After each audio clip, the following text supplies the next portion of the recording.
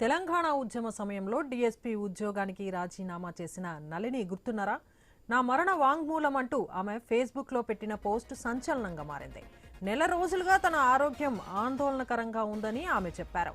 Rheumatoid arthritis బాధపడుతున్నానని చెప్పారామా. సాయం కోసం ముఖ్యమంత్రికి సైతం దరఖాస్తు చేశానని, అది బుట్ట దాఖలేనట్లు తెలిపారు. తాను చనిపోయాక రాజకీయ లబ్ధి కోసం తన పేరును ఎవరు వాడుకోవద్దని కోరారు. తాను స్థాపించిన వేదామృత్ ట్రస్టుకు ప్రధాని మోదీ సాయం చేయాలని నళిని కోరారు. తన జీవితం ముగియబోతుందని నళిని ఫేస్బుక్ పోస్ట్లో రాసుకొచ్చారు.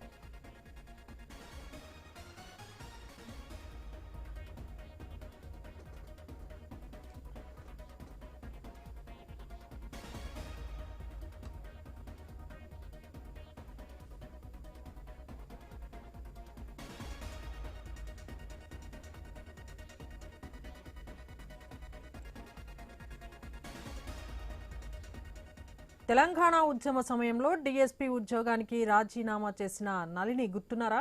నా మరణ వాంగ్మూలం అంటూ ఆమె ఫేస్బుక్లో పెట్టిన పోస్ట్ సంచలనంగా మారింది. నెల రోజులుగా తన ఆరోగ్యం ఆందోళనకరంగా ఉందని ఆమె చెప్పారు. రూమటాయిడ్ ఆర్థరైటిస్తో బాధపడుతున్నట్లు చెప్పారామె. సాయం కోసం ముఖ్యమంత్రికి సైతం దరఖాస్తు చేశానని, అది బుట్ట దాఖలైనట్లు తెలిపారు. తాను చనిపోయాక రాజకీయ లబ్ధి కోసం తన పేరును ఎవరూ వాడుకోవద్దని కోరారు. తాను స్థాపించిన వేదామృత్ ట్రస్టుకు ప్రధాని మోదీ సాయం చేయాలని నళిని కోరారు.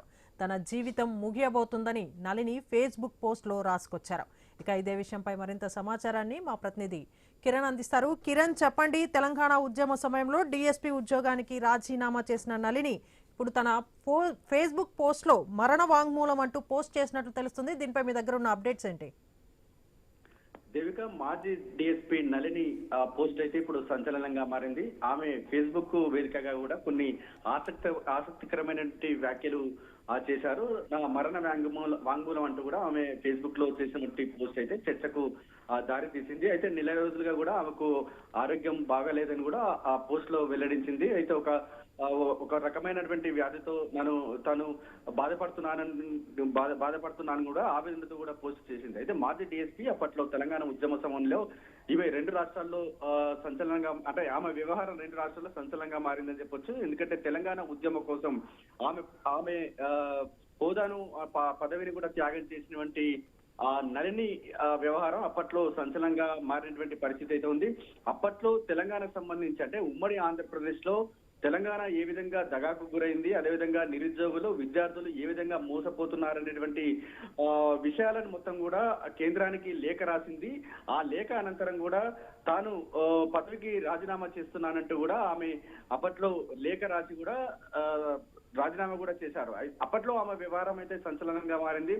అప్పటి నుంచి దాదాపు 12 ఏళ్లుగా కూడా ఆమె అజ్ఞాతంలోనే ఉన్నారు. ఒక వేదామృతం అనేటువంటి ఒక ట్రస్ట్ స్థాపించి భక్తి భావం పేరుతో కూడా అక్కడ సేవా కార్యక్రమాలు అయితే చేసుకుంటూ ఉన్నారు. అయితే ఇటీవల ఆమె సీఎం రేవంత్ రెడ్డిని కూడా కలవడం జరిగింది. ఆ రేవంత్ రెడ్డి కలిసినటువంటి సందర్భంలో ఆమె వేదామృతం ట్రస్ట్ కు సంబంధించినటువంటి ఆ విషయాలను కూడా ప్రస్తావనకు తీసుకురావడం జరిగింది. ఆ ట్రస్ట్ కు ఆర్థిక సహాయం చేయాలని కూడా అప్పట్లో ఆమె కోరినట్టు కూడా తెలుస్తా ఉంది. అదేవిధంగా ప్రధాని మోడీని కూడా కలిసేటువంటి ప్రయత్నం చేయడం జరిగింది. కానీ వీలు కానట్టు కూడా తెలుస్తా ఉంది. అయితే తాజాగా ఆమె ఫేస్బుక్ పోస్ట్ అయితే కొంత చర్చకైతే దారి తీస్తున్నటువంటి పరిస్థితి అయితే ఉంది.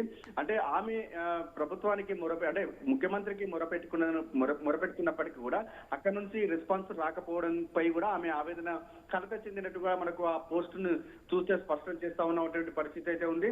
అయితే అంటే ఆమె తనకు ఆరోగ్యం క్షీణిస్తుందని కొద్ది రోజుల్లో అంటే తాను చనిపోయిన తర్వాత ఎవరు కూడా తన చావును రాజకీయం చేయవద్దనేటువంటి ఆవేదనతో కూడినటువంటి పోస్ట్ అయితే ఇప్పుడు కలకలం, అదేవిధంగా సంచలనంగా మారినటువంటి పరిస్థితి అయితే ఉంది. ఇప్పటి వరకు అయితే ఆమె మీడియాకు అందుబాటులో